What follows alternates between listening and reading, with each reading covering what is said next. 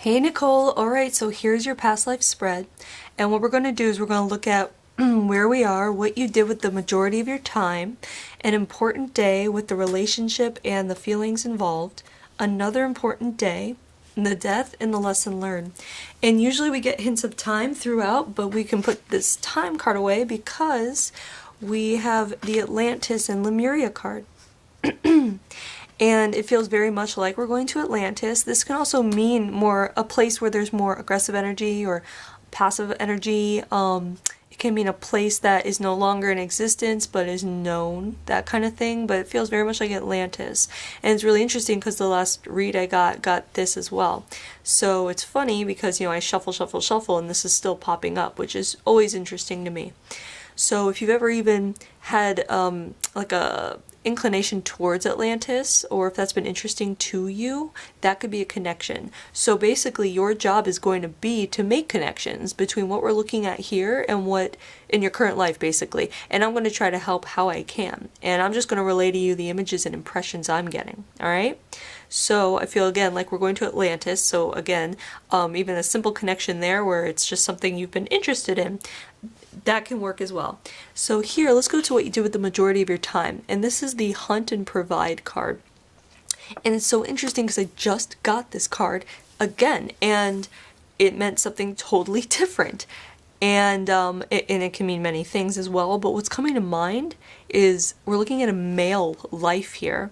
And this man, I feel like this man is, I feel like we're like, when I first laid the cards down, what popped in my head was like, this guy is already old. So a lot of times they'll start me off like in childhood or whatever, but already we're starting with this like old man with facial hair, and he's like wiry and like wiry strong, but not like you can't like tell that he's strong until he does something with it, so to speak. And I feel like we're looking at this Hunt Provide card because I feel very, very much like all this guy wants to do is take care of his family. Like that's all he wants. Sometimes we get the Hunt card for like, when we're looking at tribal things and there's actual hunters. But here we're just looking at this guy. It's more about the provider part of this card. And all he wants to do is make his family happy. And I feel like there's something about, like, for example, when I usually get Atlantis, I usually get like something that's kind of close to a city or like a hub, like it's close to like where there's action and civilization and things happening, like a lot of excitement or whatever, but or goings on, like day-to-day stuff. But here it feels very much like we're out in the country, if there is a country, like the country part of this place. I feel like we're like on the edge where there's water, so it's like a beautiful place, but it's very simple and humble.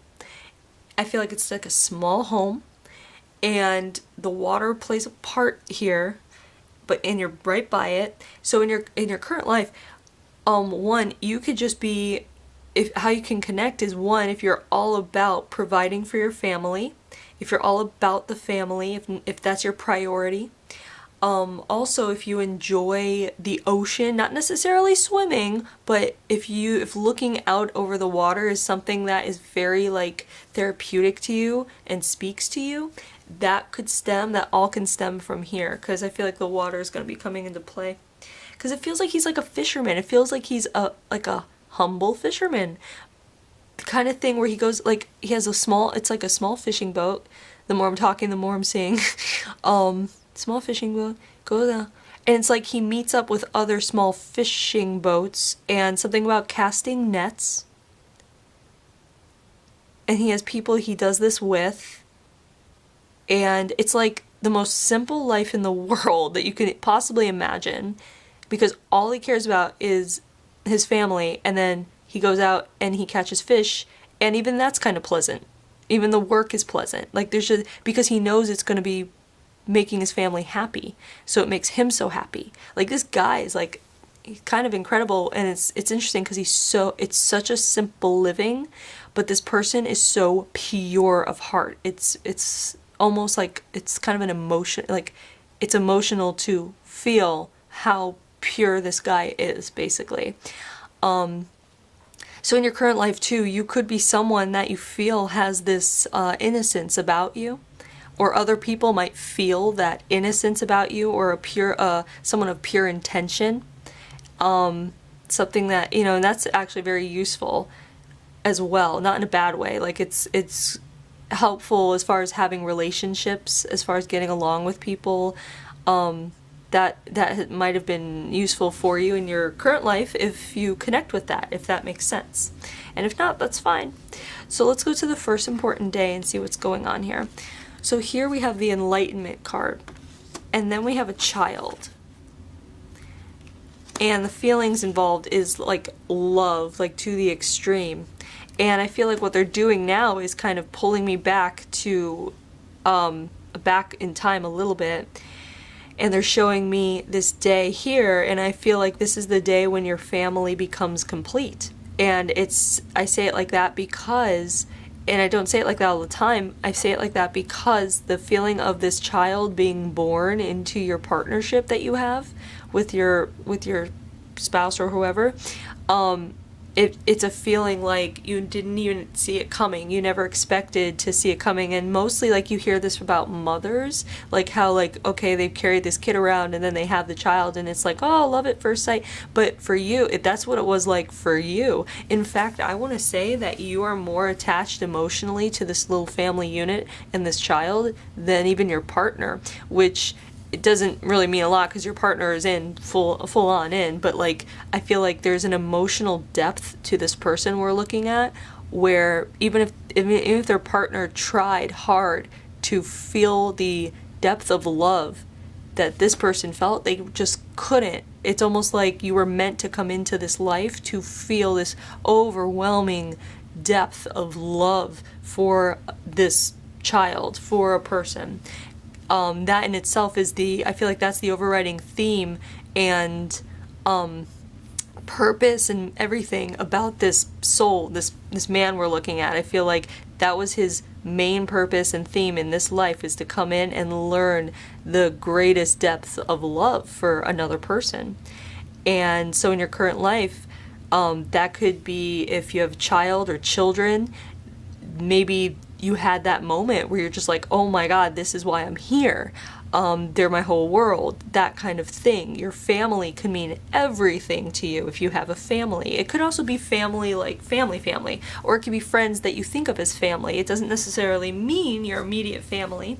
But definitely if this speaks to you, whoever comes to mind when I say family, that those people or person is part of your path. They're part of helping you experience what you're meant to experience or learn lessons you're meant to learn. When I say that if you are meant, or if you feel like you are learning a depth of love and emotion that you previously maybe hadn't felt before, and someone pops into your mind, that would be the person. That's very important. In fact, that person may be on a karmic level with you or in a soul group with you, because, you know, those souls, they come in and out to help us learn lessons. So keep that in mind as well. I just feel like this overriding theme here is really about love, and it's about loving others, and it's really interesting because it's like very apparent. It's almost like I can see it. It's very interesting. So the next important day here, we have death card. So there's a death taking place and friends are involved, and there's the feelings of capable and incapable. And so what we're seeing here, what comes to mind right away, is we're looking at something that happened. There was it's like a day where it has to do with a fishing buddy. It has to do with one or more fishing buddies, because those are the only people you converse with or socialize with outside of your family, because every day is like, okay, let's go work, and then you just cannot wait to come home to spend time with these people. It is the most amazing feeling. But we find on this day, I feel like either one, you took a day off, or you didn't see it for some reason, but I feel like someone really either got very, very injured or did die out on the water. And I'm trying to see what it was, because I can't tell if it's like a storm It's like something happened that wasn't anticipated, and somebody or multiple people like drowned or capsized, or something with a possibly even like an attack from like an animal of some kind in the water. But there, I can't quite get all the details, but there's this feeling of you not being there, something happening, and you learning about it, and just like these, again, this person is so emotional and so emotionally in touch with those feelings that we see this person like really just be overwhelmed with grief. And the capable and capable card is like getting through the grief. So we're seeing a lot of mental processing going on and a lot of emotional processing going on. And there's also a layer of guilt because this person's thinking, oh my God, it could have been me, and then I wouldn't have been able to come back to my family. Or it could have been my family. And, you know, like, so you're having these thoughts and you feel a little guilty about them. And so in your current life, if you feel like, if you carry any guilt, and also if you are someone that has thoughts that you think you should be guilty about, you don't need to feel guilty about that. I feel like that's coming up. If there's any guilt you put on yourself, it's time to like let that go and release that. Even thoughts, because we're only human, and yeah, we can control our thoughts as much as we can, but you know, thoughts are thoughts. They come in, and our ego is our ego, and it likes to bring in some nasty thoughts sometimes. And so it's like, I feel like it's a message for you to let go of any guilt, and also like be more forgiving of yourself and of your processing of your process, basically, like your mental process, whatever you have to go through. If you're someone that needs to take space from people and then people give you a hard time about it, you're going to feel, you know, you might allow yourself to feel guilty about it. But I feel like this is coming up to be like, whatever you need to do in order to process, in order to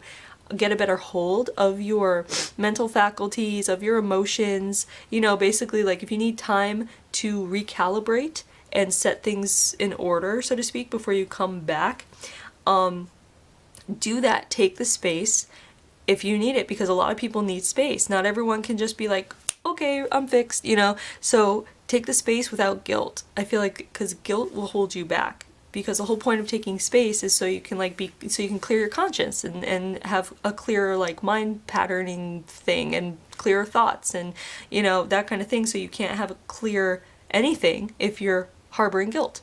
So I feel like that's why that's coming up. So don't feel guilty as far as when it comes to other people like this guy, he died because that was what was supposed to happen. Like, he was supposed to die, and his death set things in order, like a domino effect, like everything does. So his death put your thought process, your grieving process, into action. You had to go through the grieving process of losing someone you cared about because you hadn't yet. And that's an experience in itself, and you were able to work through it. And that's the whole point of this whole thing happening. So if you realize, I feel like this, to your current life, if you realize that everything is happening for a reason, then you won't feel bad about feeling anything. You shouldn't feel bad, because something in your life happening is going to naturally offset your emotion. Like, it's going to make you feel a certain way, and it's going to make you behave or act a certain way, and you shouldn't be hard on yourself for that, because it's something to learn from. How you react to certain things is a learning process, because if you're not happy with how you react to something at one time, you will be given another opportunity where something similar is going to elicit a reaction out of you, and having gone through it already, you're going to learn this time, I didn't like how I reacted last time. I want to change how I am receiving this information and how I react to this. So all of that is growth. And so again, anything that happens to you is useful. See it as a lesson. See it as a useful lesson for you to experience, even if it's what you consider like a not great experience, like sadness or grief. It's still like, it's about getting to the other side of the sadness, the other side of the grief, working through it, understanding all of this is happening for a reason. So I feel like that's why that is coming up. Yeah, okay. Yeah.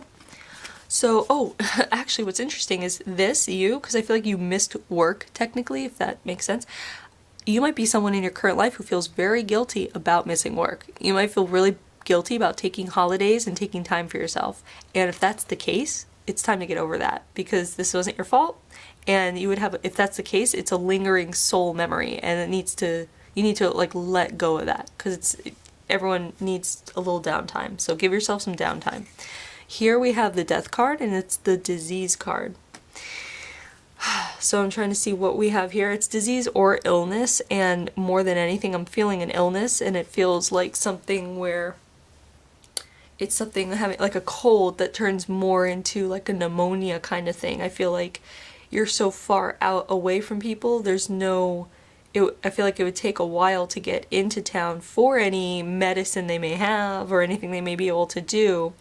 And I feel like actually your attachment to your family and the homestead, it contributes to the passing because you don't want to leave them. So there we see actually an unhealthy attachment, because love is amazing, but when there's an unhealthy attachment, that needs to be worked on, and that would be coming up for you in the case of you being someone in your current life who finds that you may have had or do have unhealthy emotional attachments to certain people in your life, and that would require you being able to leave things in the past and move forward, or it would require you to learn how to get out of toxic energy, how to say no to people, how to do what is best for you and best for your mental, emotional, spiritual, and physical health. So we see someone who didn't take care of that, and there's a passing away of it. So again, I feel like that's coming up for you to take care of that and not to form unhealthy attachments, or to learn to disengage from unhealthy thinking and unhealthy attachments to people, places, or things. Okay? So let's see what else. So because of the illness though, you may experience yourself that you may get like bronchitis or pneumonia or the flu every year. You might have a low immune system. Something about fatigue, if you find that you're chronically tired, little bouts of fatigue for no reason. I'm trying to see what else is here. Breathing issues, or like anything where, again, it feels like a mucousy like lung thing with breathing, which would be like fluish kind of thing. So if you find, again, if you get flus, it would, or if you get the cold or colds a lot or whatever, it would stem from here. It would come from here. It's the kind of thing you can actually fix when you learn that symptoms stem from the death of a past life. It's very interesting. So the lesson card here is love others. Surprise, surprise. This life is all about loving others. This is all about loving others, to the point where you basically die because of your love for others. So it's interesting how that comes up, because usually it's all about gung-ho, go love other people, show unconditional love, da-da-da-da-da. But here, I feel like there's something about you can love other people, but there's also a healthy balance that needs to be there. So either one, you've learned that, and in your current life you find that you're actually quite balanced. It is quite balanced, and that would be because you already went through this life where it's kind of unbalanced. You kind of don't really show enough self-love, even though it feels that way because you create your own family and you enjoy doting on them so much that it feels like you're giving self-love because it makes you so happy. But really it's really a bit unbalanced, because we're just seeing you work every day so that you can just provide for the family, come home and spend time with them. There's more love being given out to others, which is a great thing. Don't get me wrong. It's really great. But I feel like this is coming up just to kind of like a little note that it's always best to be balanced. So love others, yes, but also love yourself. So make sure there's a healthy incoming and outgoing of loving energy both ways, okay? And I feel like that also might speak to receiving energy from other people and allowing others to send you the same amount of love that you send to other people, okay? So there's your past life. I hope you enjoyed it. I hope you're able to make some connections, and thanks for letting me read you.